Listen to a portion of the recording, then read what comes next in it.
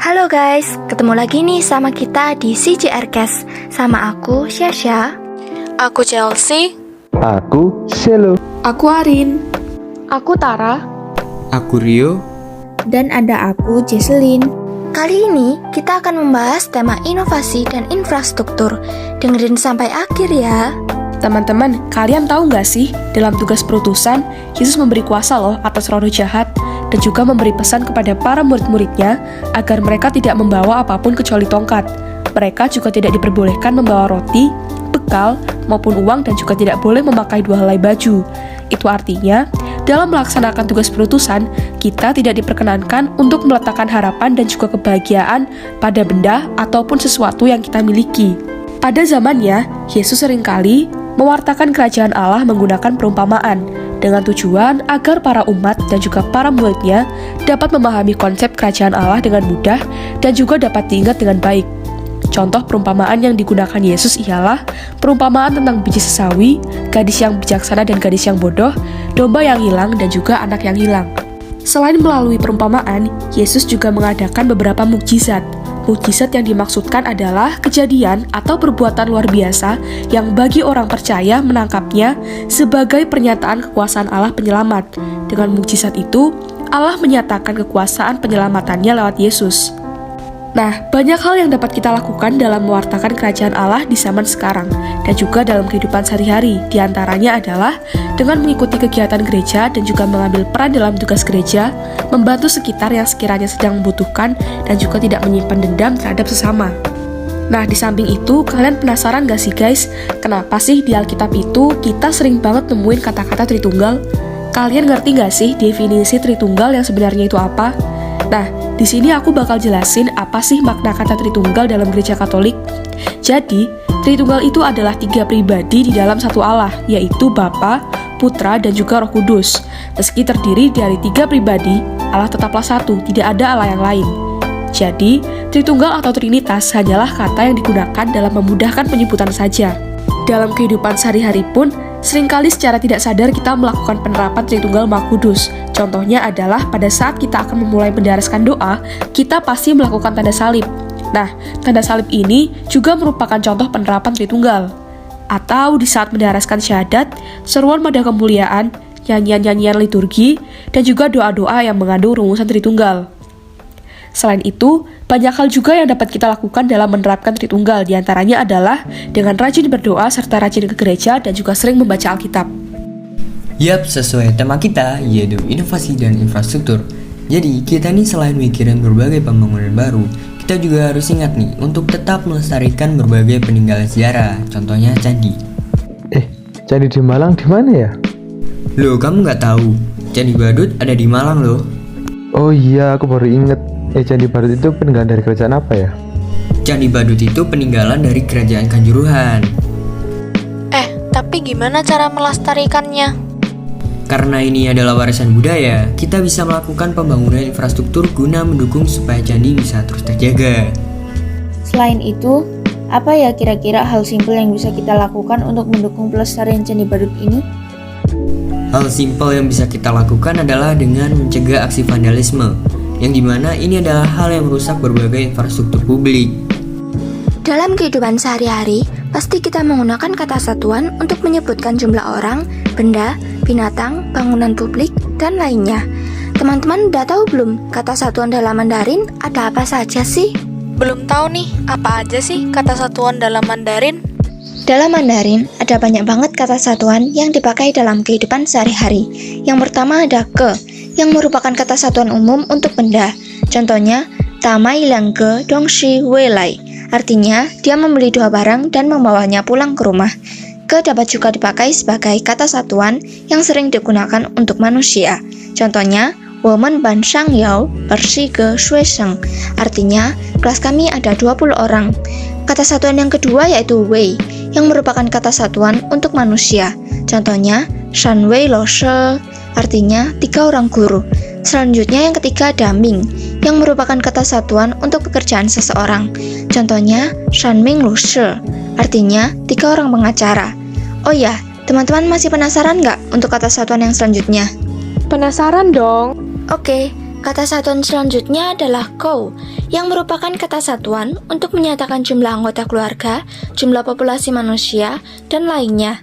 Contohnya, 我们家有3口人, artinya di rumah kami ada 3 anggota keluarga. Yang kelima adalah ju, merupakan kata satuan untuk manusia yang tidak bernyawa atau mayat. Contohnya, 警察发现一具尸体, artinya polisi menemukan 1 mayat. Yang keenam adalah ce. Teman-teman tahu nggak kata satuan ce digunakan untuk apa? Aku tahu, shi digunakan untuk kata satuan hewan. Iya, benar banget. Contoh kata satuan ce yaitu yi ce kou, artinya seekor anjing. Selain itu, ce dapat dipakai untuk kata satuan benda yang berpasangan, tetapi hanya menyebutkan satu buah dari benda tersebut. Contohnya, yi shi bishe, artinya sebuah sepatu kulit. Lalu yang ketujuh adalah tou, merupakan kata satuan untuk hewan peternakan. Contohnya, shantou niao, artinya 3 ekor sapi. Selanjutnya, tiao, merupakan kata satuan untuk hewan yang bentuk badannya pipih dan memanjang, seperti ikan, ular, dan lainnya. Contohnya, yi tiao yu, artinya seekor ikan. Guys, tadi ngomongin kata satuan seekor ikan, 3 ekor sapi. Gimana kalau kita bikin kayak patung ikan gitu, terus taruh di depan rumah gabung sama ikan asli? Bakal seru banget gak sih? Boleh tuh. Yang disiapin apa aja? Nah, karena kita bikin patung permanen, menurut aku bikin dari clay aja gitu. Nah, yang disiapin nggak banyak kok, cuma butsir, air, kuas, cat buat berwarna. Cara buatnya gampang. Pertama kita ambil clay, lalu kita bentuk oval yang agak gendut gitu seperti badan ikan. Setelah itu kita bikin siripnya sama ekornya, lalu kita tempel. Nah, kalau udah ditempel, badannya udah jadi, tinggal kita kasih corak ikan pakai butsir. Lalu tinggal kita jemur, kalau udah kering tinggal diwarna, terus udah jadi deh. Nah, tau gak sih, patung juga bagian dari seni rupa murni 3 dimensi loh. Seni rupa itu ada 2 dimensi sama ada yang 3 dimensi. Dan jenisnya itu ada 3, seni rupa murni, seni desain, dan seni kriya. Karena kita bikin patung, unsur-unsur yang ada itu ada warna, garis, tekstur, raut, bentuk, ruang, volume, dan gelap terang. Jadi, di sini aku bakal ngejelasin tentang pengertian pengolahan makanan awetan dari bahan nabati. Nah, ini adalah makanan yang berasal dari bahan sayuran atau buah-buahan yang diawetkan. Proses pengawetannya itu ada yang diasinkan menjadi asinan atau dimaniskan menjadi manisan. Ada juga yang diasamkan menggunakan cuka. Tujuan pengawetan agar makanan tersebut bisa bertahan lama dan tentunya dengan rasanya yang khas. Kemudian masuk ke proses pengemasan. Proses ini sangat penting karena akan berkaitan dengan rasa, bentuk, dan warna. Jika kemasannya tidak terjaga, maka hasilnya pun tidak terjamin. Untuk cara pemasarannya bisa lewat online atau bahkan diekspor ke luar negeri sehingga bisa memperoleh banyak keuntungan. Sekarang aku mau ajak kalian untuk tahu kalau bakteri itu punya peran loh bagi kehidupan sehari-hari. Peran bakteri ini ada 2, ada yang menguntungkan dan ada yang merugikan. Peran bakteri yang menguntungkan yang pertama, bisa membantu dalam penyuburan tanah dengan cara menghasilkan nitrat. Kedua, sebagai pengurai sisa dari makhluk hidup. Ketiga, sebagai penghasil obat-obat antibiotik. Keempat, dapat menguraikan sampah menjadi energi. Kelima, membantu dalam pembuatan zat kimia dan lain-lain. Dan yang terakhir, bakteri juga berperan dalam proses pembuatan fermentasi pada makanan atau minuman. Peran bakteri yang bisa merugikan kita, contohnya pertama, bisa menjadi sumber penyakit bagi makhluk hidup. Kedua, membuat busuk makanan atau minuman. Ketiga, dapat merusak tanaman yang ditanami dengan serangan penyakit. Keempat, mengeluarkan bau busuk pada saat proses pembusukan. Dan yang kelima, ketika manusia tidak mandi, akan menyebabkan bau badan akibat bakteri. Teman-teman, aku boleh nanya nggak? Selama ini, kalian pernah nulis teks biografi nggak sih? Ya pasti pernah dong. Nah, dalam penulisan teks biografi itu, kalian perhatiin kaidah kebahasaannya nggak? Dalam membuat teks biografi itu, banyak hal yang harus kita perhatiin seperti kaidah kebahasaan, struktur, dan juga unsur kebahasaannya. Wah, masa sih? Boleh jelasin lebih rincinya nggak? Nanti bakal aku terapin waktu mau bikin teks biografi lagi. Oke, aku jelasin ya. Teks biografi itu biasanya menggunakan beberapa kaidah kebahasaan yang dominan, seperti menggunakan promina atau kata ganti, orang ketiga tunggal ia atau dia atau beliau, banyak menggunakan kata kerja tindakan untuk menjelaskan peristiwa-peristiwa atau perbuatan fisik yang dilakukan oleh tokoh, banyak menggunakan kata adjektiva untuk memberikan informasi secara rinci tentang sifat-sifat tokoh, dan juga banyak menggunakan kata kerja pasif untuk menjelaskan peristiwa yang dialami tokoh sebagai subjek yang diceritakan. Nah, kalau struktur teks biografi itu dibagi menjadi 3 bagian, yaitu orientasi, kejadian atau peristiwa penting, dan juga reorientasi. Nah, selain memperhatikan kaidah kebahasaan dan juga strukturnya, kalian perlu memperhatikan satu hal lagi teman-teman, yaitu unsur kebahasaan. Unsur kebahasaan yang dipakai saat menulis teks biografi yang pertama ialah kata hubung. Kata yang berfungsi sebagai penyambung antara satu kata dengan kata yang lain dalam sebuah kalimat, dan juga kata hubung antara satu kalimat dengan kalimat yang lain. Yang kedua adalah rujukan kata. Rujukan kata ialah kata yang merujuk pada kata lain yang sudah diungkapkan sebelumnya. Yang ketiga, peristiwa, waktu, dan tempat. Ialah kata yang berfungsi menunjukkan peristiwa, waktu, dan tempat yang dialami oleh tokoh. Dan yang terakhir, kata kerja atau verba, yaitu kelompok kata yang menjelaskan suatu hal yang dilakukan oleh tokoh.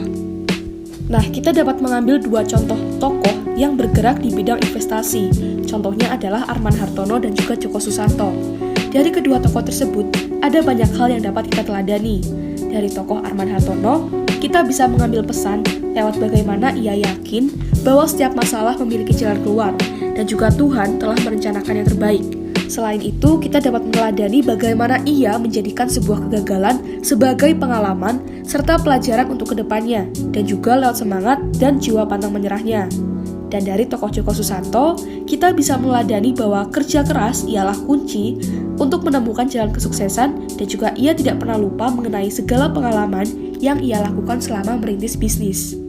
Sekarang aku mau ajak kalian buat belajar tentang GLB dan GLBB. GLB atau gerak lurus beraturan adalah gerak suatu benda pada lintasan lurus dengan kecepatan konstan. Contohnya adalah kereta api yang berjalan di rel lurus dengan kecepatan konstan. Kalau GLBB atau gerak lurus berubah beraturan adalah gerak suatu benda pada lintasan lurus yang percepatannya konstan. Nah, contohnya adalah ketika suatu mobil akan mendahului kendaraan lain dengan percepatan konstan, atau saat mobil hendak berhenti dengan perlambatan konstan. Aku mau nanya, kalau sifat-sifatnya apa aja? Sifat GLB itu lintasannya lurus, kecepatannya atau kelajuannya tetap atau V konstan, dan percepatannya sama dengan 0. Kalau GLBB itu lintasannya lurus, kecepatannya berubah dengan teratur, dan percepatannya tidak sama dengan 0. Nah, sifat GLBB ini dibagi menjadi 2, yaitu GLBB jatuh bebas dan GLBB vertikal ke atas. Apa aja tuh? GLBB jatuh bebas itu lintasannya lurus, kecepatannya berubah dengan teratur makin ke bawah makin besar, percepatannya sama dengan percepatan gravitasi bumi atau G, dan kecepatan awalnya sama dengan 0.